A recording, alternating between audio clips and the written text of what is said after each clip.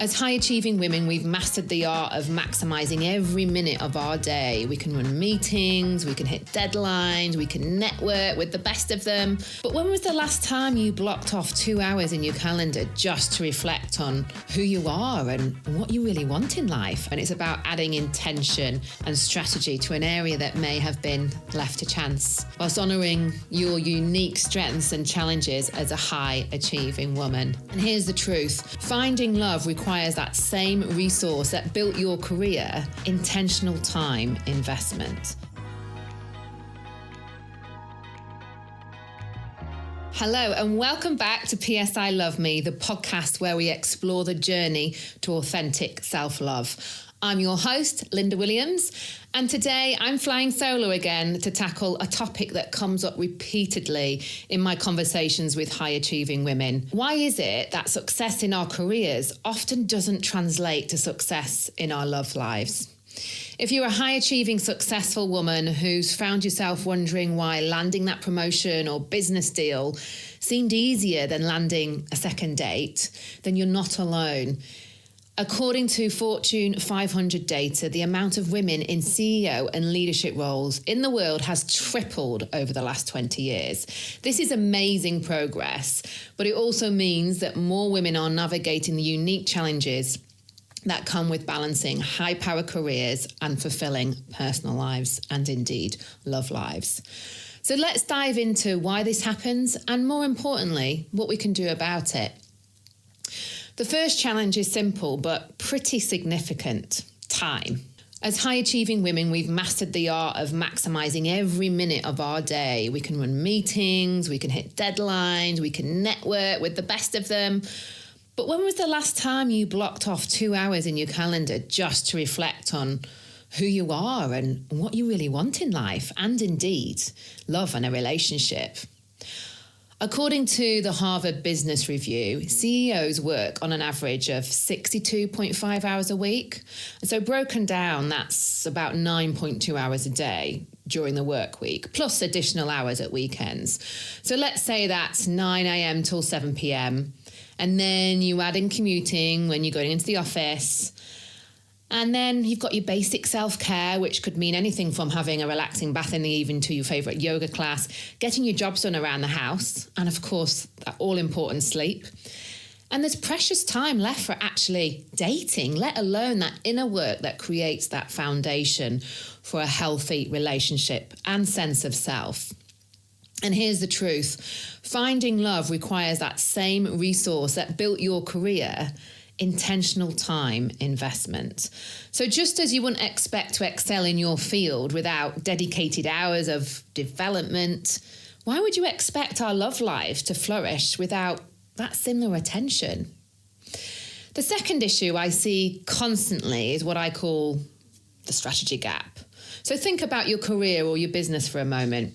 You likely have 1, 3, 5-year plan, professional development goals, you've got KPIs in place, you've got metrics to track your progress and your success, you network strategically, you have mentorship, you may have a board of advisors. You're continuously refining your approach based on these results. Now let's have a think about your love life. Is there a strategy there? Or is it more, hopefully I'll meet someone one day, let's hope for the best? This doesn't mean treating dating and love like a job interview or reducing potential partners to a checklist. It means bringing that same thoughtfulness and intentionality to your love life that you bring to your professional life. And let's talk about some of those limiting beliefs. They're like these uninvited guests in your head that show up whenever we think about finding love. All the good ones are taken, or dating apps are a nightmare. They're a wild walk in the park. I've left it too late in life. Men find successful women too intimidating, too much. Sound familiar? Let's examine some of those limiting beliefs. So many successful women worry about their ambition. They worry that it might be off-putting in the dating world. However, research from eHarmony actually shows that 79% of respondents said they wanted to date someone ambitious. There you go. What's particularly interesting about this research is how our work lives directly impact our dating behaviours. And that same eHarmony report found that 33% of respondents reported dating less when feeling stressed at work, while 27% said they date more when they're in a good place professionally. So that really highlights that complex relationship between our work lives and our love lives. But when we carry these limiting beliefs, they do become self-fulfilling prophecies. So what does that mean? We approach dating defensively. Oh, dating apps, bleh. We look for evidence that confirms our limited thinking. We start lowering our standards. We're accepting less than what we deserve. And then we start missing opportunities to date people that don't fit our negative expectations and limiting beliefs. Oh, I won't find anyone on this dating app. They are just too much of a catch. There's something wrong with them. All these things pop up in our head. Here's another critical point. Mass market dating advice, it doesn't serve high-achieving women. Oh, they'll just be yourself and it'll happen when you stop looking. Platitudes might work for some people, but they don't address the unique challenges faced by women who've developed strong leadership qualities and decisive mindsets, essentially. Which leads me to the concept of energy, specifically the dance between masculine and feminine energies that creates that attraction and that keeps the connection going. And just to be clear, this isn't about gender roles, it's not about stereotypes, it's about understanding what we all contain.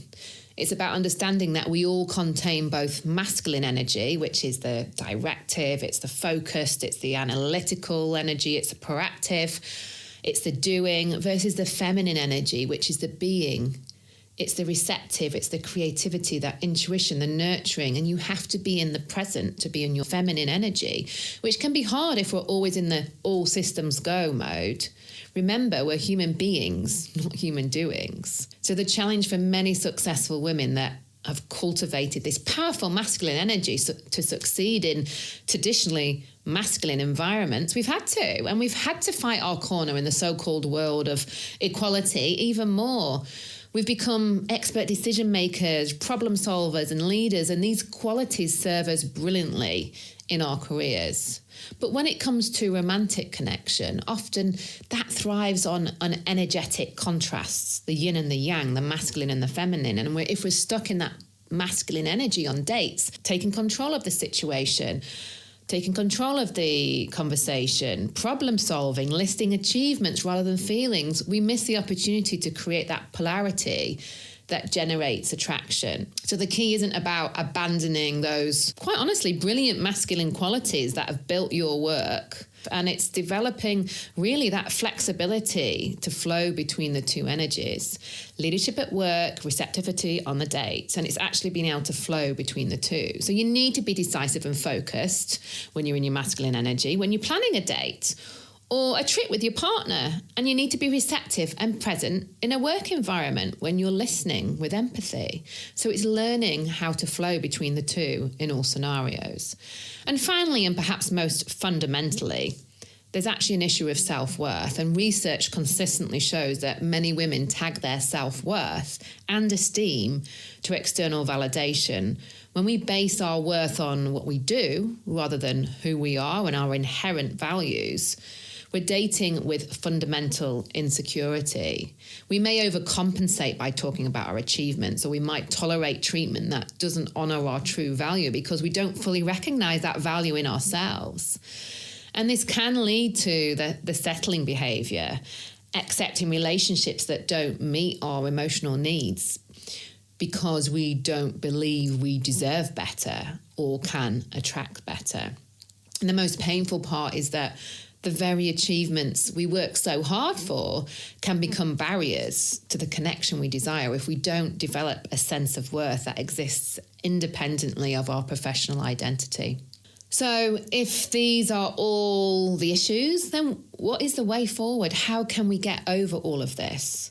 I'm going to tell you how right now, and this is how I've helped all the women on my coaching program. After years of working with successful women, navigating these exact challenges, including myself, I've developed a transformational journey called the Evolved Woman Program. And this isn't just another mass market dating course. It's really a holistic approach for high achieving women that honors both your career and your success and your deep desire for connection and love. Because as human beings, we are desired and we are wired. We are wired to have meaningful connection.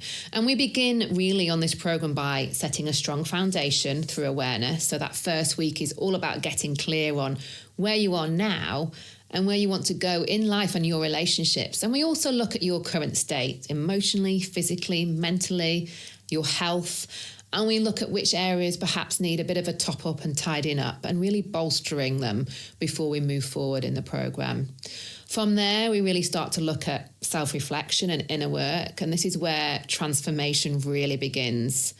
And we really explore how our past experiences have shaped your approach to relationships, childhood experiences, past relationships. We look at your attachment style, your love language, and we start the process of healing emotional wounds that may be creating barriers to connection. And when women in the program reach this stage, there's often this beautiful moment of clarity, aha moments, and they suddenly realize why certain patterns have been repeating in their relationships and their approach to love. And as we progress, we get specific about the type of relationship they really want. We use values elicitation techniques. We get really clear on their ideal partnership. And this isn't about creating an unrealistic checklist. It's about identifying what really matters to you on a core level. And many women tell me this is the first time they've ever gotten truly honest with themselves about what they really want and what really matters to them, rather than what they think they should want based on societal norms, based on family and friends' expectations. Hello, people pleaser. Yeah. So the journey then leads us really to start building this self-love, building emotional resilience, which is absolutely essential for high-achieving women. We develop practices that help women maintain their sense of worth regardless of external circumstances. And then this becomes your emotional anchor, allowing you to really date from a place of choice rather than need.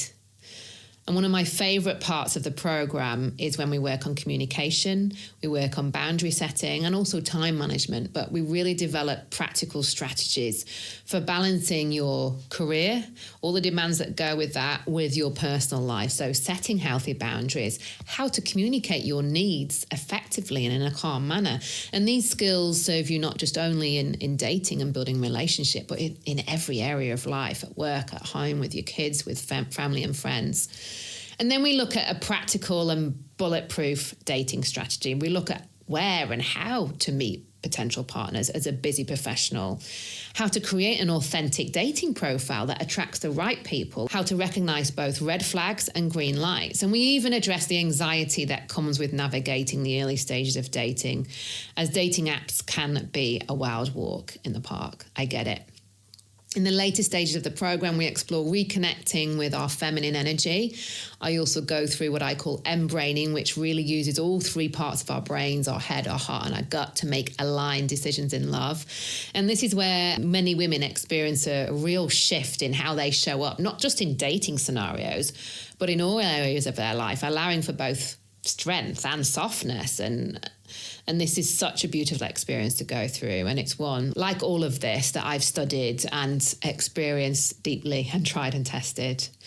The journey ends when my clients start to get ready to fly the nest with all of this integration, with creating a proper plan to maintain the growth over the 12 weeks, to continue evolving their approach to life and love. And what makes this process different is that it's designed specifically for women like you, women who've achieved amazing success at work, in their careers, but also aren't willing to settle in their love lives either. And it's about adding intention and strategy to an area that may have been left to chance, whilst honouring your unique strengths and challenges as a high-achieving woman.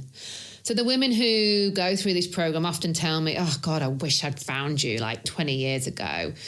Not just because many find loving relationships at the end of the program, but because the journey transforms really how they relate to themselves.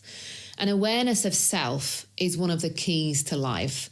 the self-understanding, the clarity, the emotional freedom that they gain and really, really evolves in all areas of their lives, and hence the name, the Evolved Woman Program. If what I've shared today resonates with you, I'm offering exclusively for my listeners a free coaching breakthrough call over the next 2 months where we can get specific on what's been holding you back and create a roadmap to success. Just hop onto Instagram at Linda Williams Coach and you'll find the link in the bio there. And if you've got this far, thank you so much for listening, and take this as a sign it's your time to evolve. Until then, remember that you deserve a love life as extraordinary as your professional life. And with the right approach, you can create exactly that. This has been PSI Love Me. I'm Linda Williams, and I'm reminding you to always add that postscript to yourself. P.S. I love me. I hope you've learned some interesting nuggets to weave into your everyday life to feel a little lighter, brighter, and inspired. If you loved today's episode, be sure to subscribe, rate, and leave a review. It helps more high-achieving women like yourselves to find us. And don't forget to follow us on Instagram, Linda Williams Coach, for more daily inspiration and updates. That's it for today's episode of PSI Love Me.